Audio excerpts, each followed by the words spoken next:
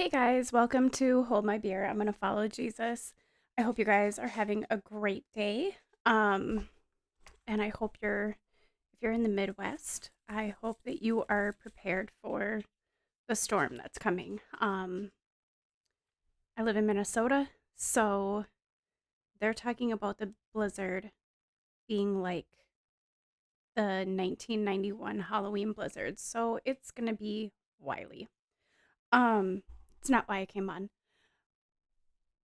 I've been seeing a lot of reels and like just people in my personal life and a lot of questions like if I'm a Christian and you don't have to go to church to go to heaven, why do I need to go to church? And so what I've come to learn is that you should not be going to church to learn new things. You should be familiar with your Bible and what it's saying, that it's only going to help with your worship, help it sink in a little bit more, and surrounding yourself with a community. I don't think there's enough talk about why having a community around you is so important as a Christian. Um, we as Christians do face a lot of different things um, from everywhere around us. Like I was watching TV today, and it is really hard to find, even on regular TV, a show that doesn't go with Christian values. It's in children's shows, it's advertising, it's literally everywhere. So having a community around you helps to hold you accountable. It's a good place to get wise counsel. And when things start going south, because they will, you have somebody in your corner to lift you up in prayer, to be there for you. My husband had heart surgery. It was pretty serious. Um, he had a leaking aortic valve that they found when he was 16. Um, so we've known about it our entire relationship. And we knew that at some point they might have to do a valve replacement surgery. Um, and when he was 40, every year he goes in to get his check and do blood draws and all that stuff.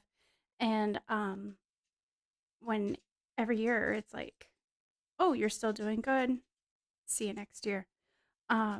This time they're like, all right, it's time to talk about surgery. That was terrifying because not only were they going to do the valve replacement, but they also saw with all the scans that his aortic root was too wide from all the extra blood being in his heart. His heart was starting to get too large, and the weight of it was actually pulling it forward and twisting it. Um, so it was going to be the valve replacement and the aortic root replacement. Um, so for me, in that moment, to have a community around you that I could call and be like, this is what I found out. Here's my fears. Here's his fears.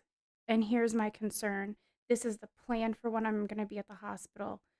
Um, and my community knew how to pray against my fears, pray against Josh's fears, my husband, help us plan, like make sure my animals were taken care of, my kids were going to do what they were supposed to do, all that was going to be taken care of. Um,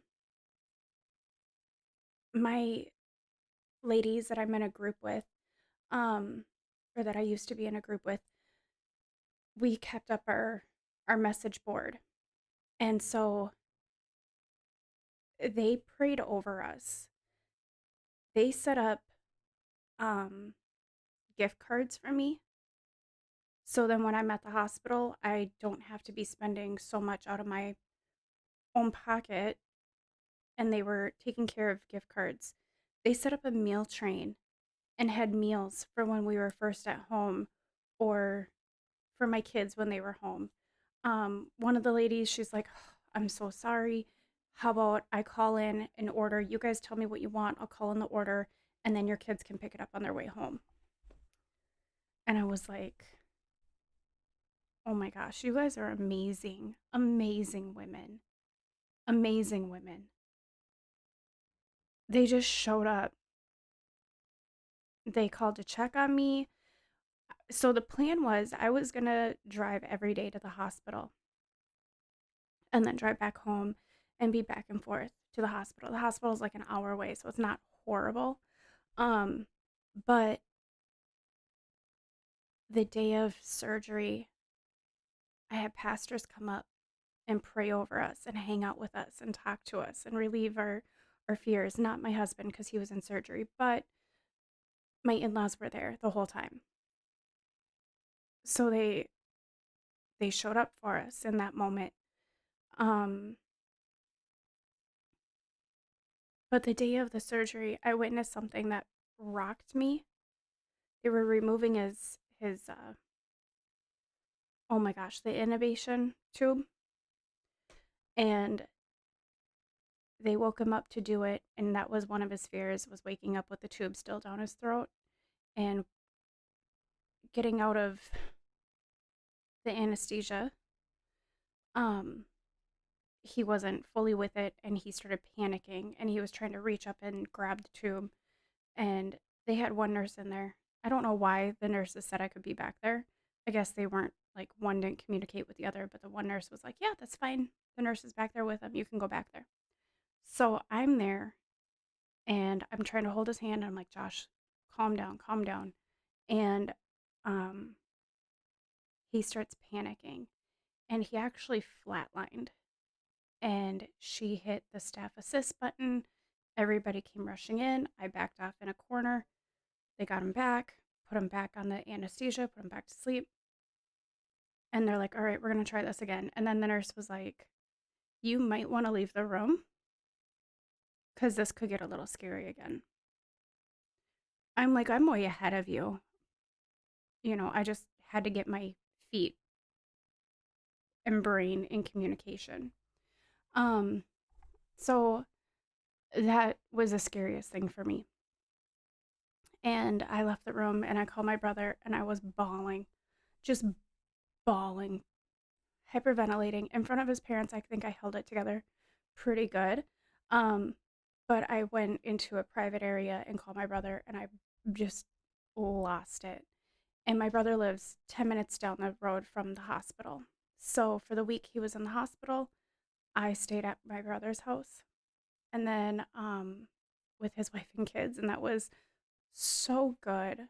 So good. And they took care of me. They made sure I had food while I was there. They made me breakfast, provided me with coffee.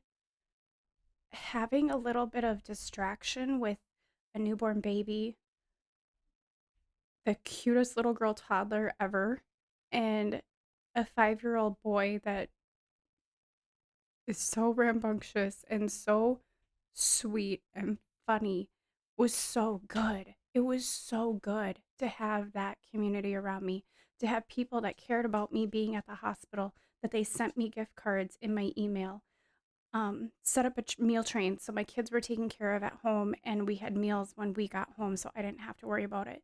People that we went to Alpha um, with were showing up with food, calling to check on us. Like I said, my pastors just surrounded us and we were lifted up in prayer so much by the community around us. That's why you go to church. That's why you join women's groups. That's why you join men's groups. That's why you do stuff. So not only are you blessed when you need it, with prayer and wise counsel, but you can be a blessing if somebody else needs it. You forge relationships that way. I was reading Proverbs, so I don't know why I didn't think of it, but I seen this reel talking about how there's like 31 proverbs, and usually in the month there's like 31 days, right?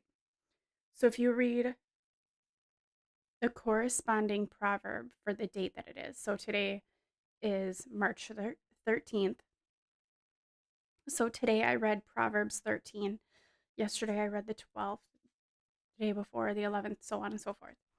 Um, so at the end of the year, you've read through Proverbs 12 times on top of your regular Bible study. Why didn't I think of that? It's so obvious. But anyways, I digress. So today I came across the proverb 13, Proverbs 13 verse 20. Walk with wise counsel and become wiser. Associate with fools and get into trouble. It seems so obvious, and how many times as parents do we tell our kids that's not a good friend? I don't want you hanging out with that crowd. I don't want you to hang out with so and so. They're a bad influence. Why do we do that? Because who our kids are around is who they become, right? Same with adults, you guys. We don't lose that.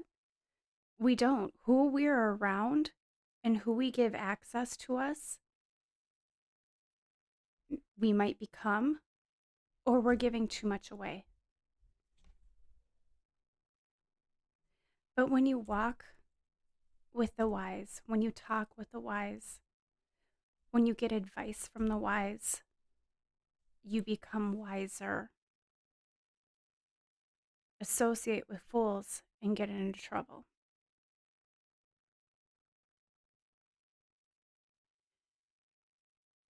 It's very simple. And I don't know why there's almost like some Christians trying to argue why they don't have to go to church. I love going to church. I love it. I see my people there. I love the worship. I may not be learning anything new from the sermon or from the message, but sometimes it is presented in a way that I didn't think about. Or it's almost reestablishing what me and my kids have talked about during that week, or what me and my husband have talked about. So, and then at the end, you can go up and get prayer. We have a prayer team, and I do. I'm on the prayer team, but on the weekends that I don't serve, I do go up and get prayer. And at our church, I don't know how other churches work it, but at our church, your information is then sent to the prayer team leader who sends it out to all of the prayer team so we can continue to pray for everybody during the week for whatever they came up to get prayer on. So it's amazing. That is why we go to church. That is why it's so important to build your Christian community around you. And it's okay if you gotta text that same person like 100 times a week. I'm stressed. I'm dealing with this. This is what's happening. And like the last part of last year was like a crap storm for me personally. It was just a roller coaster ride. We think we're getting out of it, and then something else comes up. And I felt like I was contacting my mentor in my ladies group in my church just nonstop. But if I didn't have that, it would have been a lot easier for me to lose focus on Jesus during the times that I really needed to just focus on Him. When I'm so consumed by grief, when I'm feeling so overwhelmed, it's nice to have those people that I can rely on, and they're going to be like, why, well, what are you doing? What are you doing? Well, I'm doing laundry and I'm doing dishes and I'm doing this and I'm doing that and blah, blah, blah. Okay, what is the most important step right now? What is it that you need to do? Do you need to do the dishes? I almost needed permission to not do my dishes because they're still going to be there. I had other things that I needed to concentrate on. My husband's meds, helping out my mom because of all of her health stuff and whatever.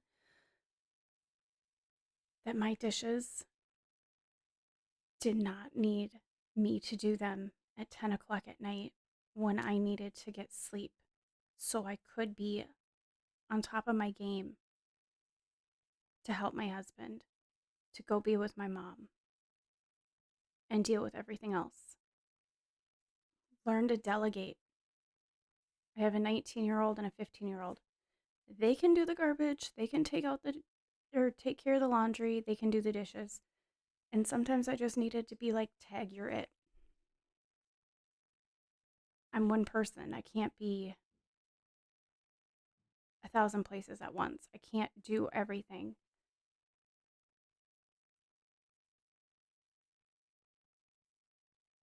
And when you know you have a community, you're not doing everything on your own. We always have God, right? We always have God on our side. And with Him, we can do all things, but maybe not all those things in one day. And it was so good to be reminded constantly, take time to read your Bible, take time to be in prayer, take time to focus on Jesus, and everything else will fall into place. So I hope with that, it gives somebody encouragement. It reminds somebody to reach out. And it reminds you why you should be going to church, and not just going to church. Get involved with your church, volunteer at your church, join the groups, build your community. It is so important. And I'll just remind you guys of Proverbs 13:20 again. Walk with the wise and become wiser. Associate with fools and get into trouble. Advice as old as time. We need to get on top of it. So, with that, hold my beer because I'm going to go follow Jesus. And I encourage you to do the same. All right, have a good night, guys.